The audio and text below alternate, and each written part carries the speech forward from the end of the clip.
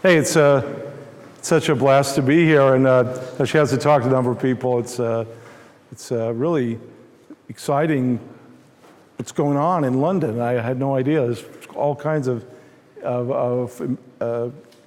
really interesting projects, and I asked people how they felt about what's going on in the world, and many people seem to be concerned about perhaps sort of the demise of democracy and the power of surveillance to control populations and so on. And, you know, I never really thought I'd be like standing up somewhere saying this, but I think privacy is really the whole game. And I will try to argue why that's true briefly. If you can control the control mechanism, which is the nation state these days, and make no mistake, don't think that you can VPN and Tor your way, Bitcoin your way out of nation states. These things are very, very powerful, and if someone can use information technology to take control of nation states, then it's all over, game over. We've lost, okay? Civilization doomed, democracy over. And if you look at the other half of the world where there's no democracy, they're using information technology to really suppress people in very dramatic ways. And you look at like how wimpy the revolts are in Hong Kong,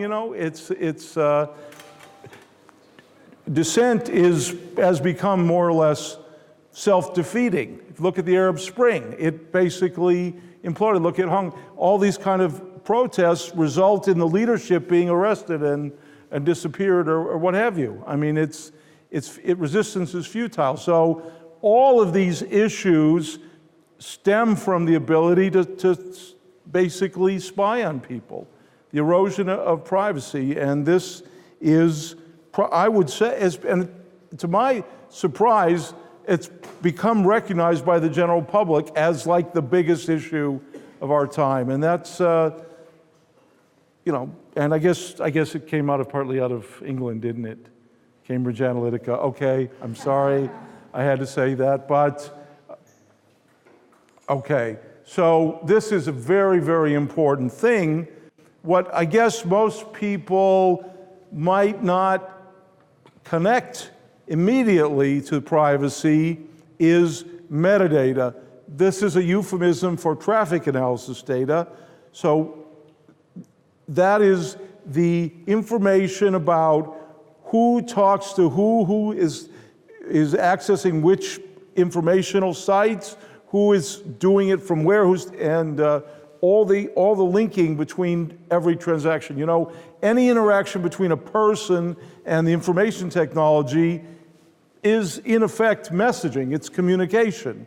And if you know the endpoints of all of that communication, you know a tremendous amount about each person, their social graph, the kinds of information they're interested in, and then using artificial intelligence and the kind of a sophisticated information technology we have available to us, apparently it's pretty easy to figure out what people are like in such a way that you can identify those that can easily be influenced, and then you can influence them. And we all know this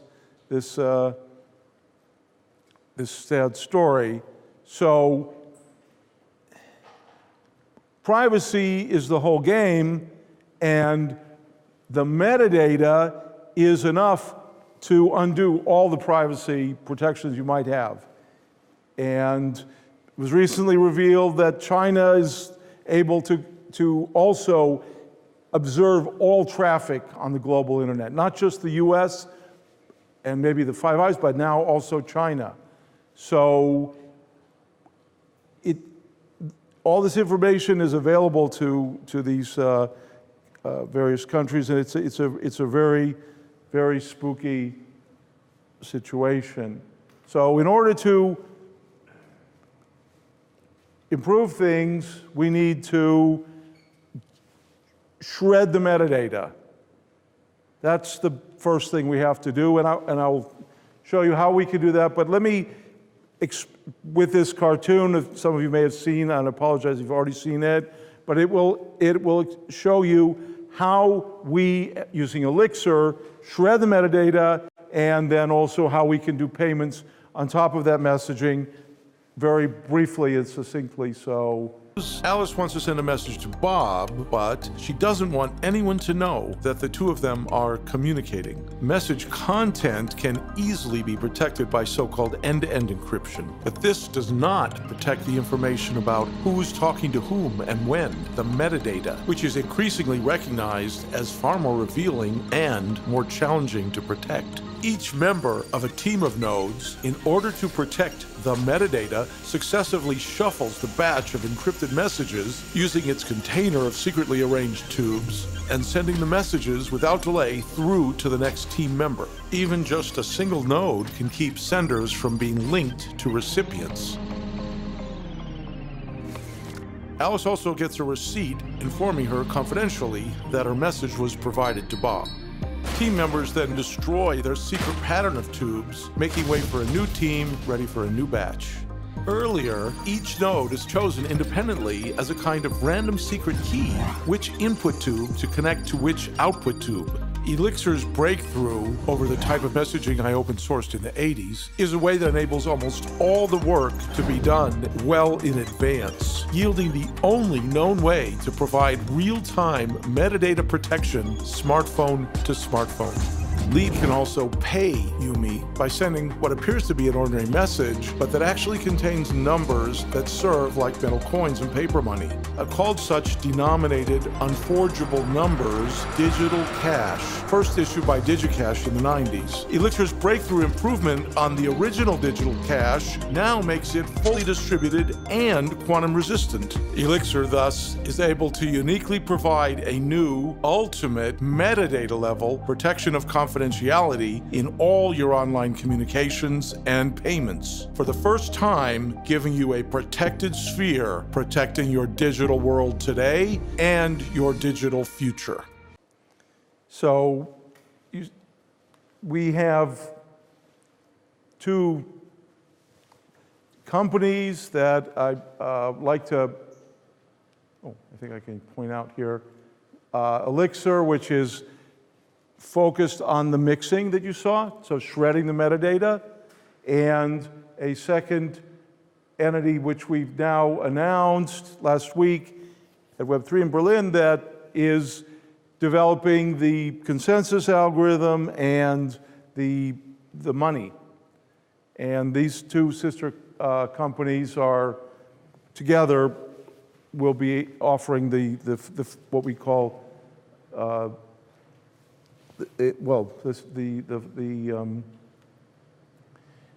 excuse me, let me put these up. So Elixxir does the metadata shredding of messaging, as you saw, and Praxis has the consensus and the quantum resistance. So working together, we have a complete way to solve the whole set of issues. And it turns out that a new approach to consensus was actually needed, and I hear that there are several being developed here in London. I was delighted to learn about this. But ours is motivated, it's really quite a breakthrough, I believe, by the need to have teams of nodes selected for each round. So we have to have a set of nodes independently, uniformly, at random, chosen from a complete set of nodes, and that team actually does the mixing, as you saw. And that required a new form of consensus. But with this new consensus, we'll be able to get the kind of bandwidth, like 100,000 transactions a second, and probably less than 20 seconds for proof of finality to both counterparties in a payment, which is something you don't have anywhere else. and it's quantum resistant. So it's quite a different level than we've heard about. So the chat, probably like 5 seconds. And so let me so we have, there's a lot of things I could talk about here, but we have built, so we announced just less than a year ago, and we have already got the messenger working, and it's in alpha, and we have, we're testing it internally, and it's going to be released shortly. We've got several thousand people on our app waiting to start using the messenger, and the alpha systems runs on 8 nodes that are placed in different regions around the world, and it supports user clients on both Android and iOS, and it also interfaces to, we have like open APIs and libraries to form messages and so on that we're working to deploy with the alpha partners. So as we release this, we're doing it a little bit gradually to kind of get all the improvements in and to not overwhelm our team with supporting too large a community initially. So we're branching out and expanding the deployment of this in the coming weeks. But it's actually working and looking very good. One of the goals also of the alpha deployment is to prove the performance that we can achieve with the system. Thank you. Can I ask a question? Well, maybe not right now. Let me just blast through this. Johnny, just we can talk about it over pizza, I think. But yeah, there are a lot of things I could tell you about. We have quantum resistance. Very few other projects have, but we've done it in a very fundamental way. So the money that we will be making will be a digital bearer instrument like the money that DigiCash issued in the 90s, that it airdropped and that was issued by banks around the world. So it's binary denominated. Each one of those digital bearer instruments is a quantum resistant signature that has value. So that's quite interesting thing that will be able to be sent through the messaging. So I don't want to go through everything here, but we have our XX Collective that's starting up, and we've got quite a lot of interest in it, and we're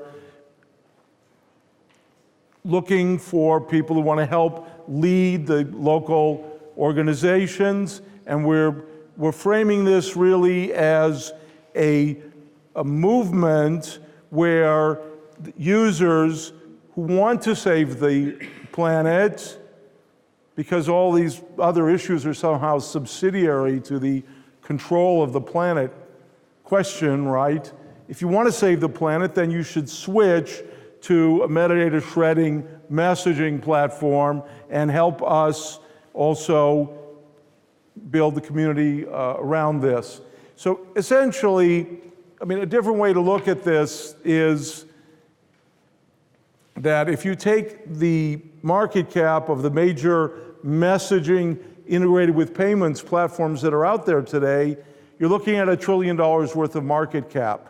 Like the Facebooks and the WeChats of this world are extremely powerful entities. Basically, our platform does the same thing, but more or less for free for consumers, and it shreds the metadata along the way. So we can, with the help of the community, basically leave $1 trillion worth of market cap behind and create a new infrastructure that will allow the democracy to flourish and will protect people all over the world so that they can participate in society and have protected relationships. And so, yeah, that's what we're calling data sustainability. So think of it as a kind of commons where the data about people is something that is, we can all benefit by sharing it, but if someone comes in and exploits it, it wrecks it for everyone. It's sort of the definition of a commons, and that's what we're trying to do, is find a way to protect, and we have a way to protect all this data and let everyone benefit from it without letting it be exploited and wreck the whole planet. So that's what we're up to, and very briefly, this is our timeline. So we announced like less than a year ago, and we really delivered on what we said we were going to do. So we've got the Alpha Messenger now being released. We've got over 600 nodes signed up to operate the beta net. Some of them are here, a few, the ones, I guess, based in London. And we're very excited about that support. We ran a very open process where we surveyed initially and so forth. We have the Alpha Messenger, both for the user side and also for developers. And as I mentioned, and then the consensus and payments part has been in a kind of crash skunkworks type of project that has been in stealth mode, and now we've come out of stealth and we've announced that we're doing it and committed to get the white paper out this year, as you can see here, and then the collective is starting up, but it's starting up very strong. That's, to me, the whole game, and we're extremely excited about that. That's very much underway, and then we hope to have the beta net out by the end of the year, and next year we'll go to mainnet and also be able to use some of the work that I've done on sample voting to provide a really good kind of governance in our system, something that I think scales with the size and complexity of this type of application very effectively, unlike other things. So I'm very excited about that too. And that's pretty much what I wanted to say very briefly. So.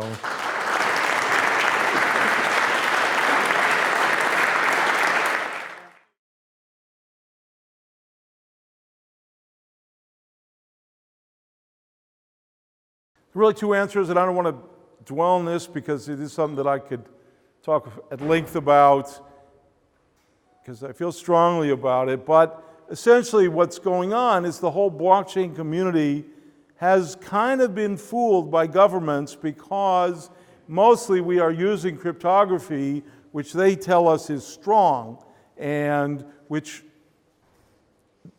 we've learned in many cases they've already built trapdoors and they've been caught doing it, and we're still using the stuff they're telling us to use. They're completely different from the stuff they use themselves. So I think it's a different world now. We need these systems to be secure against nation states. That's really important, especially in the Southeast Asia and so on, where we really want to allow this technology to help create the kind of growth that deserves to be there. So in order to do that, you want to use codes that are not based on special structure, but are based on what we call random functions. And quantum-resistant cryptography is a consequence of that. So I'm not saying we have to worry about the quantum computers, but if you use the kind of cryptography which we're using, then you not only don't have to worry about nation states, you don't have to worry about quantum computers. So.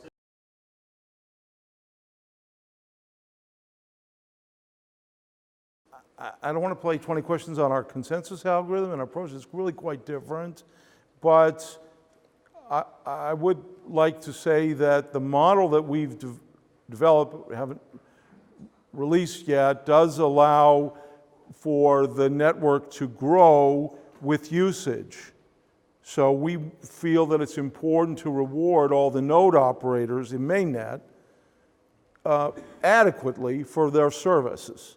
And so as bandwidth and usage increases, we will add more and more nodes. That's the model that we've taken, so that all nodes are compensated equally, and they will be able to make a good return, and so the number of nodes will scale.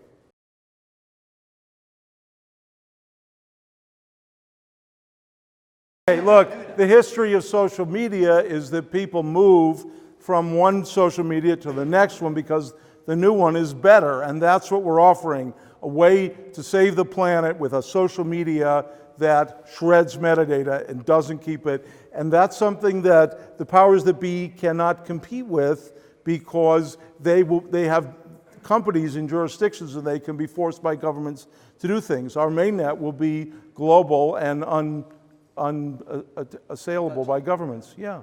So that's basically what I'm talking to you guys about. Just we're here trying to, because so and unlike most other blockchain projects that I'm aware of, we have messaging and we have metadata protection in that, and that's a very important message, because basically what we're trying to do is take this technology to the mainstream, to the public. And if you want to do that, the killer app is proven by WeChat and by and all the new users in Facebook. It's messaging integrated with payments. So that's what we're offering, messaging integrated with payments. I didn't get a chance, I try to go quickly here. We also have a way to do dApps. So the dApp engines are a consequence of the privacy and the messaging. It's very interesting. So we have a dApp engine marketplace that, so basically we can offer messaging integrated with payments with mini apps or dApps on the same platform in the same namespace. That's what is proven to be the killer app for the smartphone space and globally, with like billions of users. So we're going straight after that with something which just shreds the metadata. That's basically the story. So, and the nodes that are running it will make money. Of course, there'll be incentives. They will make money, and it'll be great.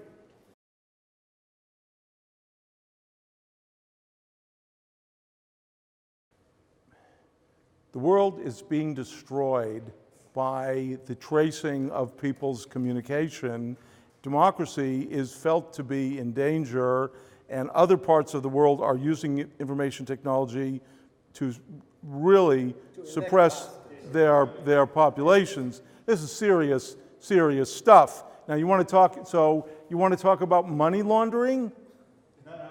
Hong Kong and Shanghai Bank was convicted of laundering, billions of dollars. There's like more US dollars outside the US used for illicit payments so all that seigniorage belongs to the US government, and the US government benefited from all that. So I mean, these are not, you could talk about regulatory issues and KYC, but I think we've now come down to short strokes. Either we are going to allow consumers to communicate freely. This has always been assumed to be a right of Americans in the US.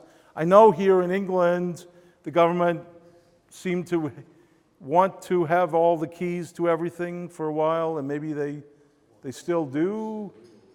I remember that, so I don't know about that, but we're trying to save the world for democracy, and I think that's an extraordinarily noble and important cause. So, the technology will be open source. If people want to use it in another way, that's fine, but there's no real use for privacy technology if you want to spy on everybody. So I'm not really sure.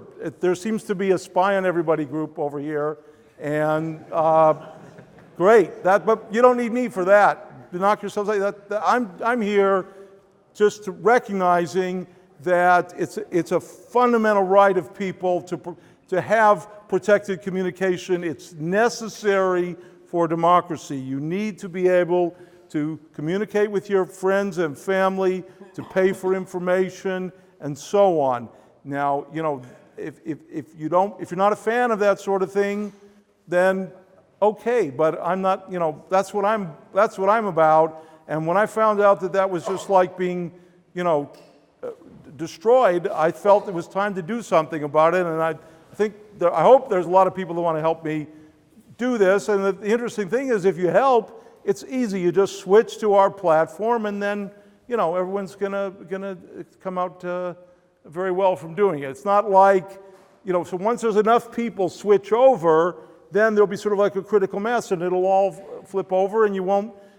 These people who have violated our trust by spying on us without telling us, and then using the information to destroy our countries, will just be abandoned, and we'll just move and create a new, free, open thing, and that's what I'm about.